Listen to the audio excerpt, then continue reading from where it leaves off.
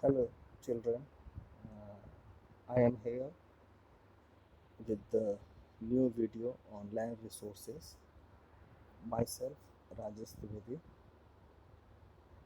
Now, first of all, introduction about the land resources.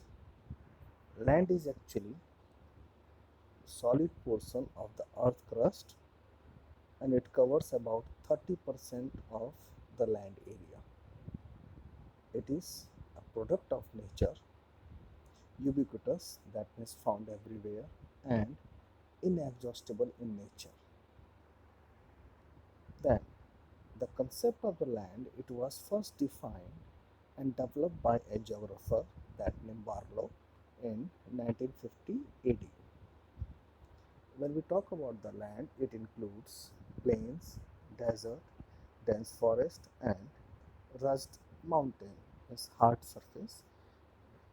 Now, nowadays, the importance of land grew, and as the time passes, today land is a property and of course a capital.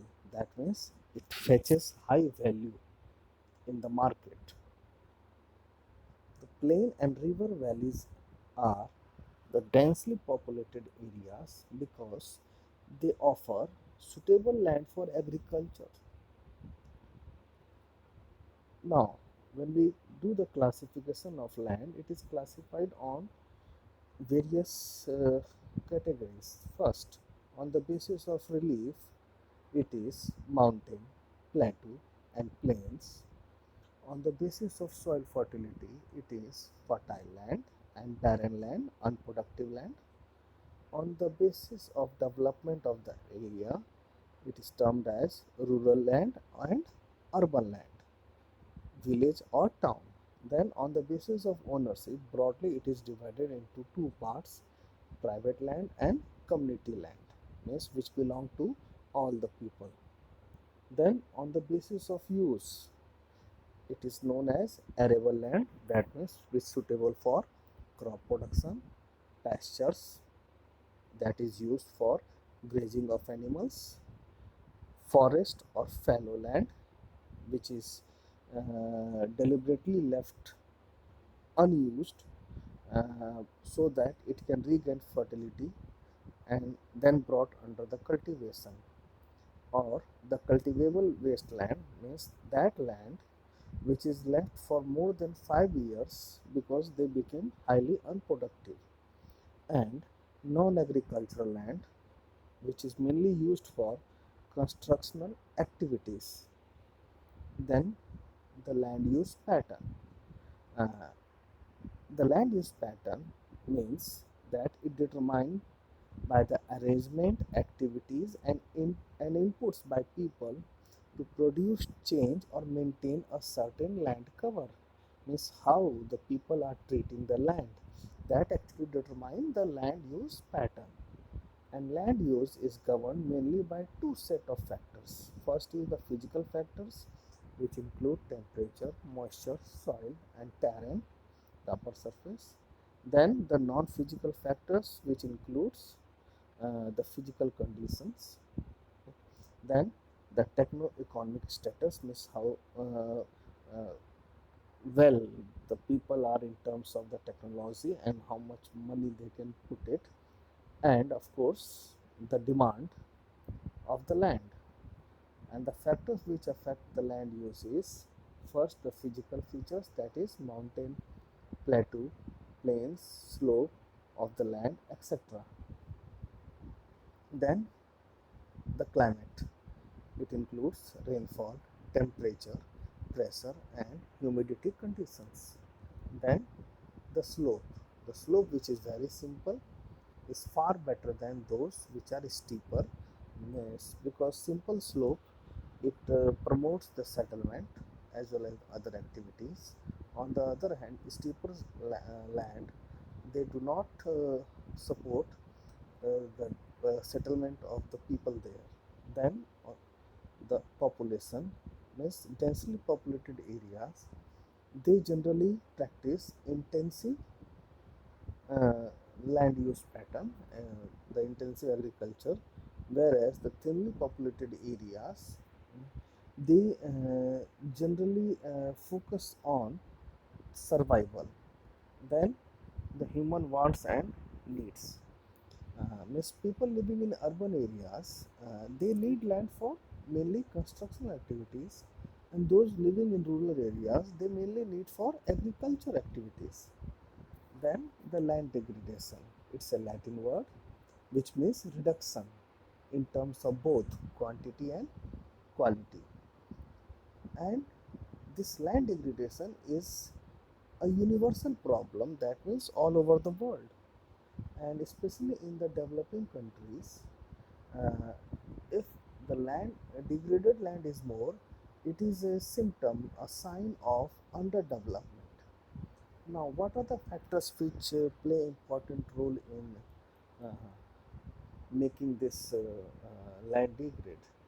First, the wind, then the water, then the ice, that means the glaciers, and oceans, the waves or the tides.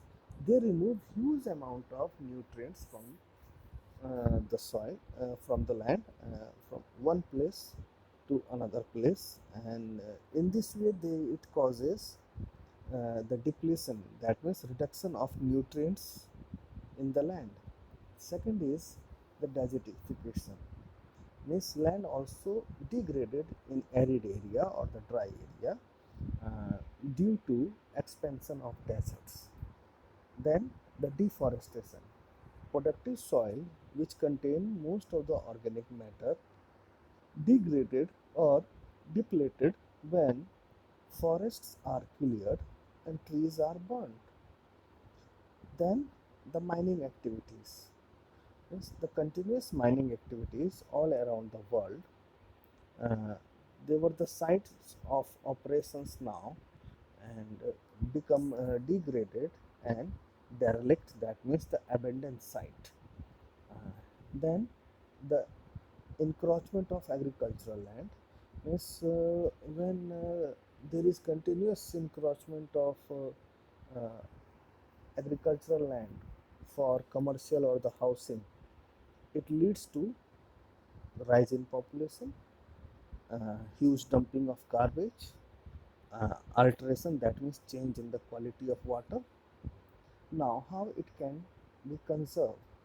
Land, means at the present rate of land degradation, uh, this land conservation is required because to maintain ecological balance, first we can do afforestation, that means planting of large areas with trees, that helps in proper and rich development of the soil layer.